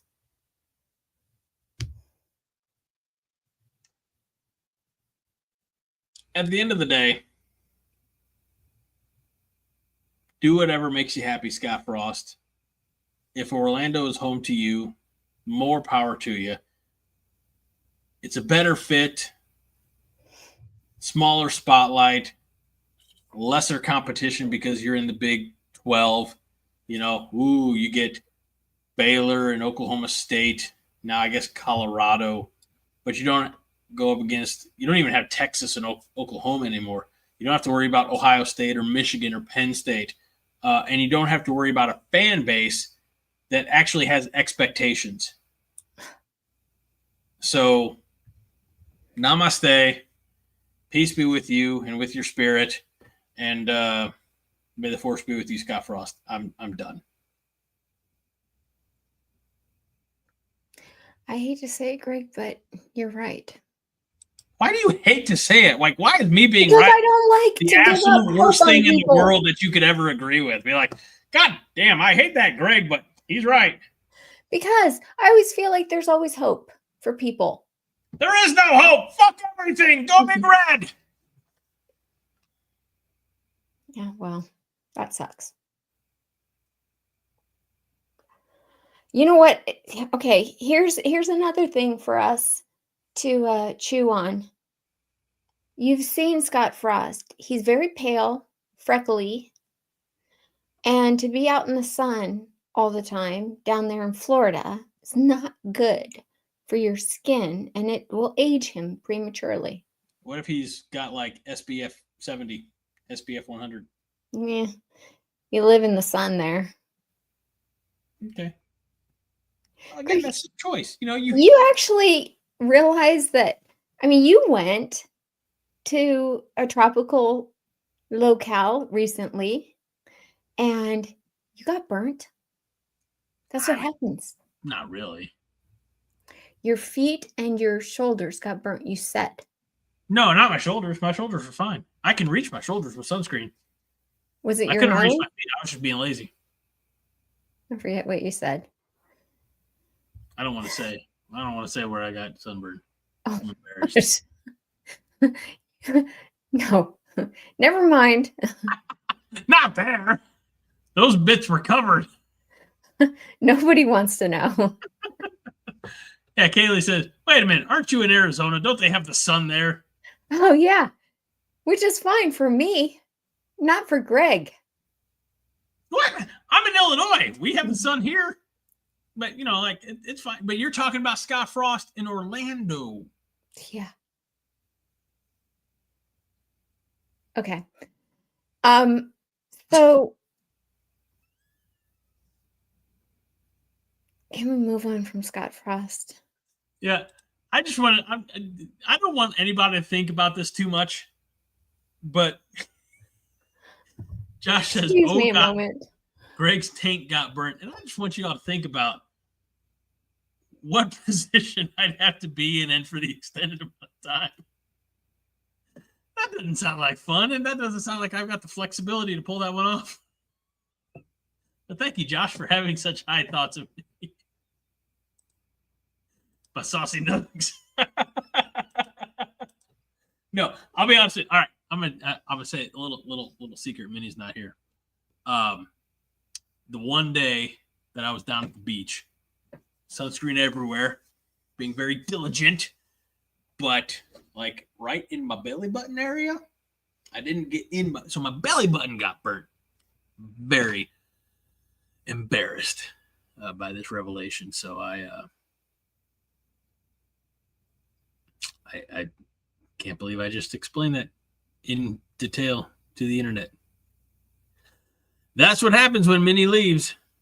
All kinds of surprises. While Minnie's gone, let's take a look at some of the starred comments, the saved comments. Dana Williams said an hour and a half ago, me and some buddies piled into a van with a pony keg and drove up to Minneapolis and watched that game in '83 at the Metrodome. the good old days. Well, Dana, hopefully you can relive those good days over on YouTube by watching Minnie and I watch the game.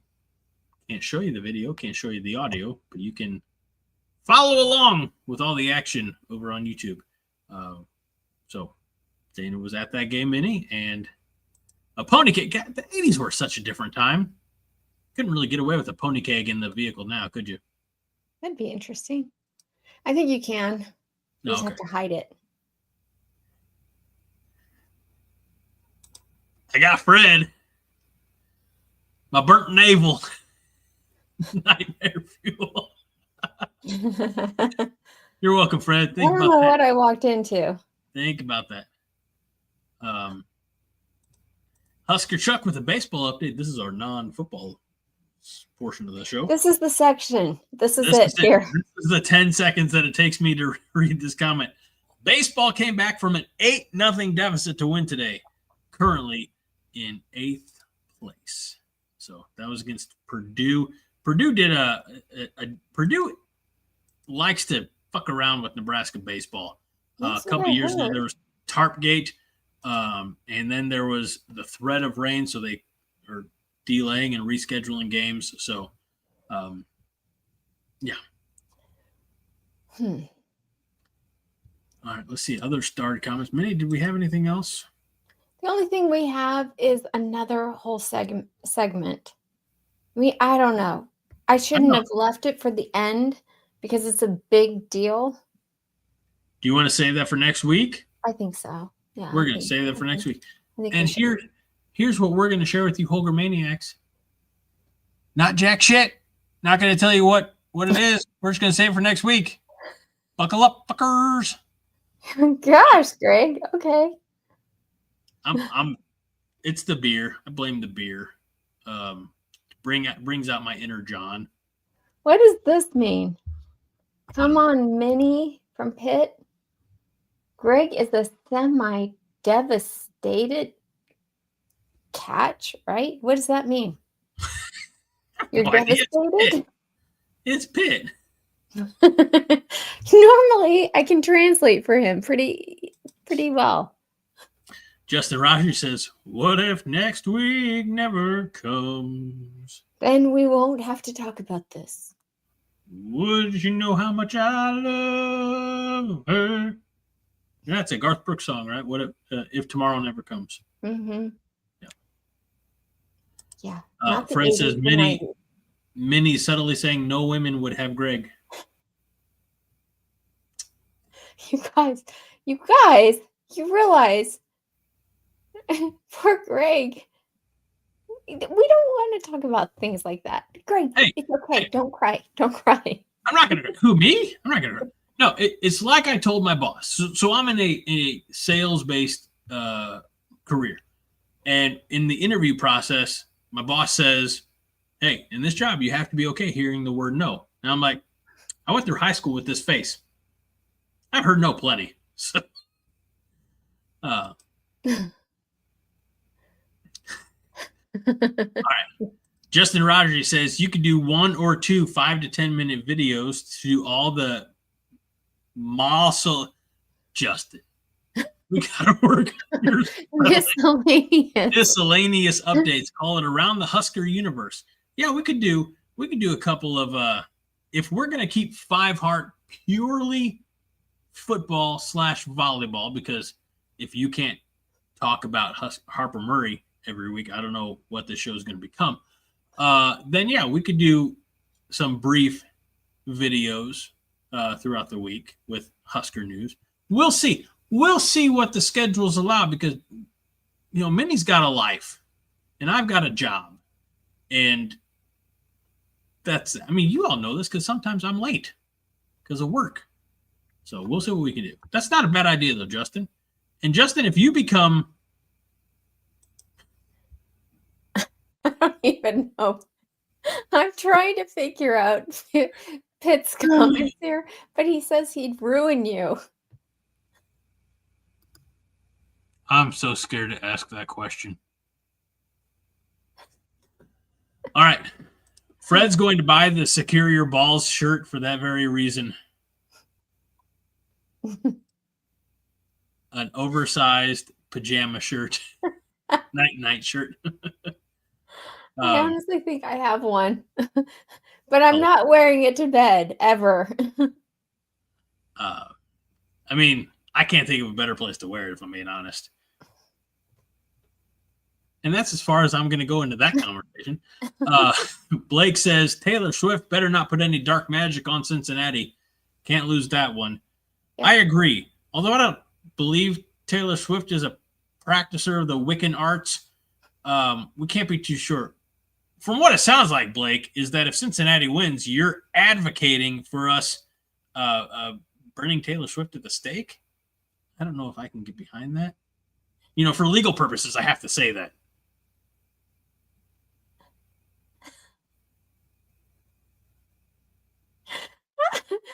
Oh my gosh. Okay, this is getting ridiculous. It's almost 11 o'clock. Of course it is. Mr. Raji also says that we should have Fred write the script for Five Heart Theater some week. I don't know if that's a good idea. Yeah, I don't know. Don't you guys like my little innocent take on what's going on? I think it shows purity of heart. I think it shows how real Nebraskans feel. Yes?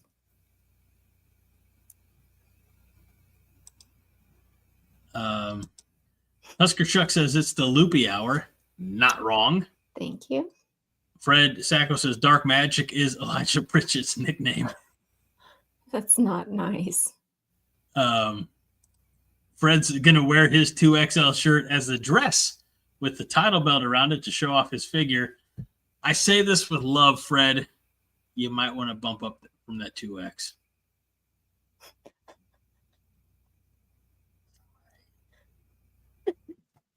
He's so bad. My booty does not bring all the girls to the yard. Huh? It says my booty brings all the girls to the yard. Great. It definitely doesn't. How would Pitt know? He hasn't even seen your booty. Well, there was that one episode, if you remember, where Fred doesn't let me forget. I sometimes get emails reminding me of the time that like plumber's crack as I was running up stairs or something. So there was that. I do remember that. That was kind of embarrassing. Thank you. Fred says he's been hitting the step machine. And Pitt saw the lunges, you know. That was the only time. Backside. That was the only time in 10 years I've done lunges. When was the last time we saw Greg turn from the camera and walk away? It's been a while. It's been a while. I could hold my head up high. All right, Pitt wants to know, and I want to preface this by saying not in a horny teenager way, but with grandpa energy. Minnie, how much time do you devote to looking hot? Just curious. Thank you, Grandpa.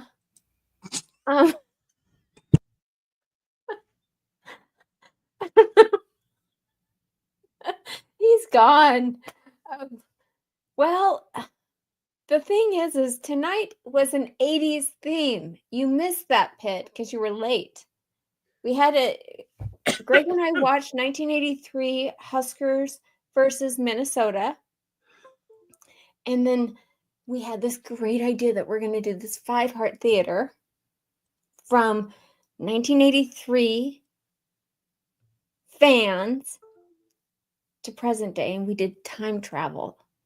If you missed that, you should watch it because it was fantastic. It's one of my better Five Heart Theater writing episodes, I have to say. BFOTS, Josh Hansen says, thank you, Grandpa, is a shirt.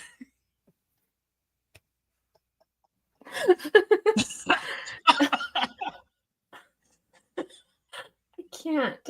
You guys are way too much for me. I don't even know what to say to this. And I don't know why, but it's got to be like that silhouette of the lady like on the trucker mud flaps like with the legs bent.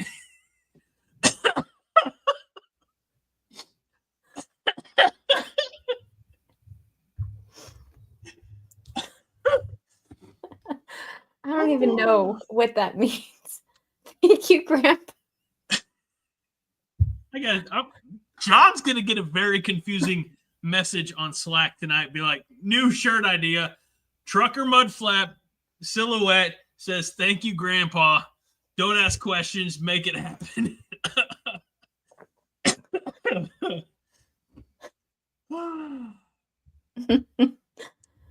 Okay. All right. A serious question. I don't know how we're going to come back from that. Living in Omaha, David Matney, the official realtor of the 5 Heart Podcast, says, what is our biggest area of concern for the upcoming season? Why does he always have to do this? He brings us back to football. We're having so much fun. Okay, let's talk about that.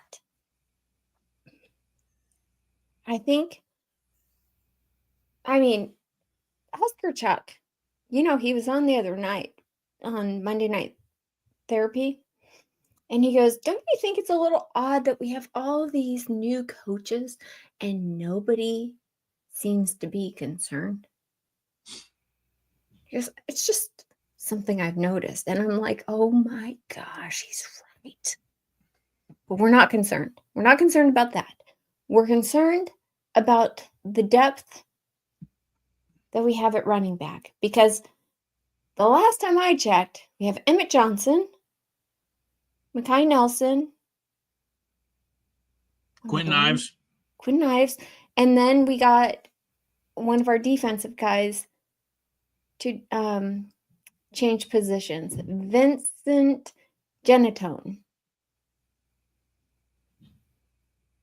I mean, they must see something really special in him. And then there's the freshman from St. Louis, who I can never remember his name. Banks? The freshman from St. Louis. I'm looking it up right now. I'm not Greggling. I'm Huskers.coming, so we don't have to worry about playing the song. Jamarian Parker. I was wrong. Yeah. Oh, yeah. I mean, he'll redshirt. Don't you think? I would hope so, honestly. The question about why are we not worried about the coaches? Because Josh Hansen says that's because every coach was an upgrade. It's true. Love that optimism. But it's also like a good thing to put in the back of your mind.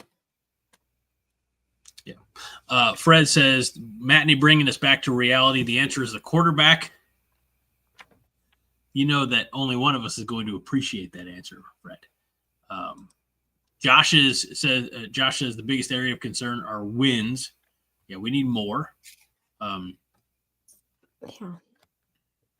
So I would say, I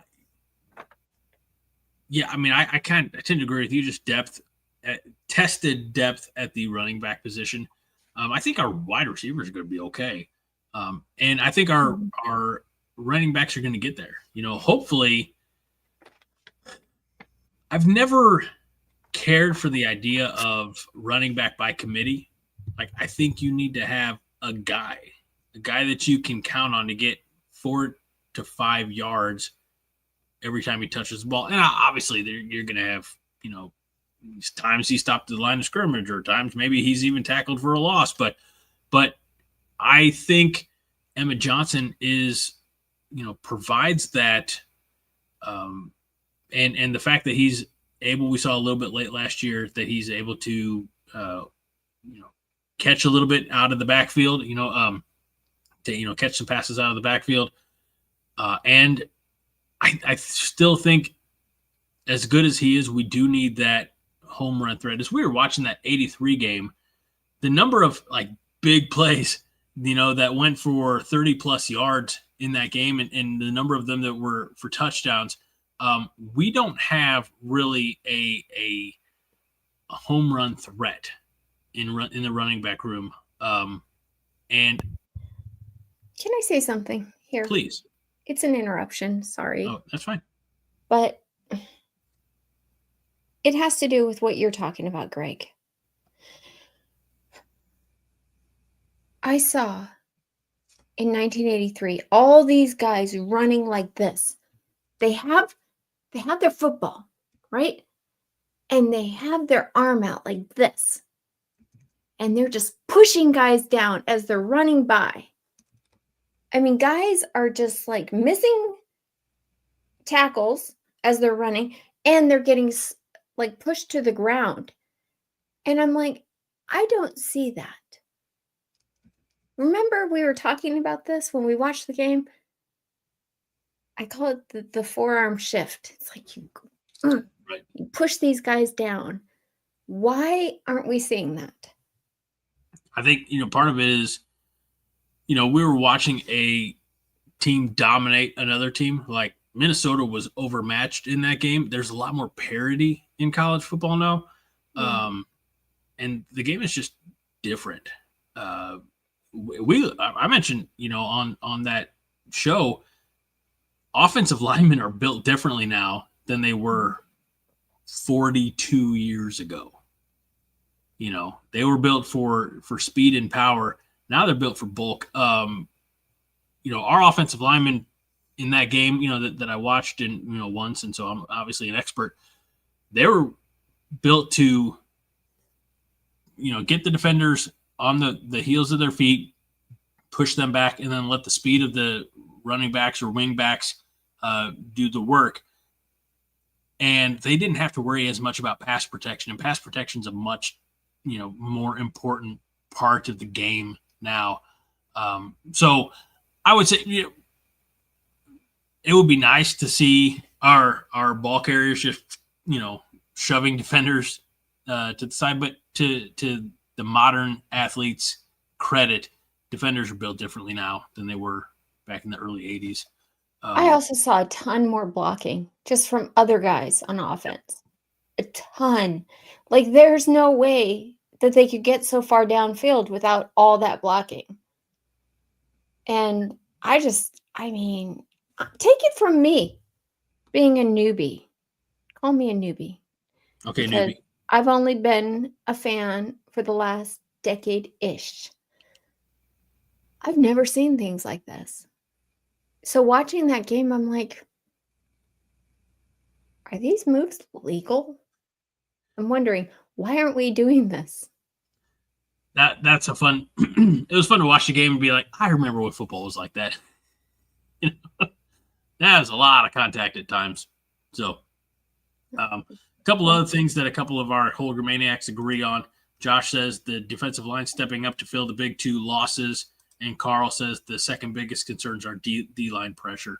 So, I would love for our defensive line to consistently get pressure on the quarterback with 3 or 4 guys. But again, in this era of college football, you might be able to do that against Houston Christian, but you're not going to be able to do that against Michigan or Penn State. So what I'm excited for is to see what our defensive coordinator can dial up for, some blitz packages and things like that to keep the offense on their toes and off balance. So I think the defense is going to be better than it was last season. Carl says, third biggest concern is special teams. How about we not muff any punts? Carl, where have you been? We were talking about special teams. We have a new punter coming June 1st. Remember, he's all set, ready to go. But rugby style, right? He's ambidextrous or whatever the foot equivalent is of that. Right foot, left foot. We just don't know his name yet. That's crazy. Do you think that his name is going to be Clark Kent? Hopefully that's his name, Greg. Clark Kent's going to be in theaters this summer, Minnie. Are you going to go? If there's nothing else to watch, yes. All right, let's see. So Kaylee's keeping track of the show tonight. I got here just before theater to recap. We talked about Greg being into femdom. People who never left the 80s, Scott Frost, drunk stuff, Pitt versus Greg, Minnie hates Disney, and whatever this is. So, pretty accurate. Kaylee, go back and watch the first half or, 2/3 of the show. And then I can't wait to see your comments on the recap on the entirety of it. But yeah, everything that you said there is, there are elements of truth, but I'm not entirely sure what femdom is, so I can't really. I just like brunettes. I'm sorry, it's the thing. Let's see. All right, Minnie. I think we've addressed all of our star comments. I think we're ready to put a bow on this thing and call it a week, call it a show, call it a night. Okay, Greg. Good night. No, good. I was waiting for you to accept that those terms so we could end the show. We are ready. All right. Let me see if I can do this without. What? Oh. Hold on. If we're going to do it, we got to do it right. Okay. And if you're going to do it right, that means you can't have that in the way. Well, then I'll just leave.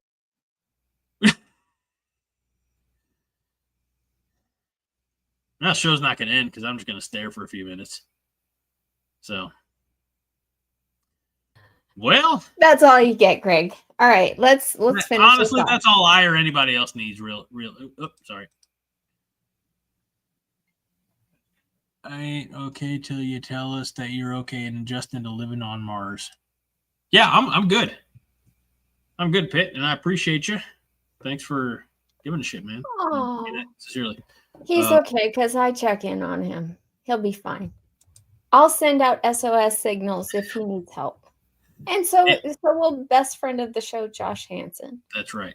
And for the record, I didn't shove Minnie out of cleavage range. No, I didn't. She excused herself. Yes. When a guy needs some time alone, you give that to him. And Husker Chuck says, for equal time, 20 seconds of Minnie in the big screen. No, we don't want that. No, Greg. Although I do like this format better. Me in the front. Great job. All right.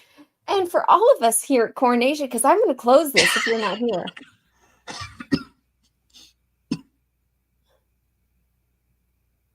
You want me to close it? Yeah. Are you comfortable over there?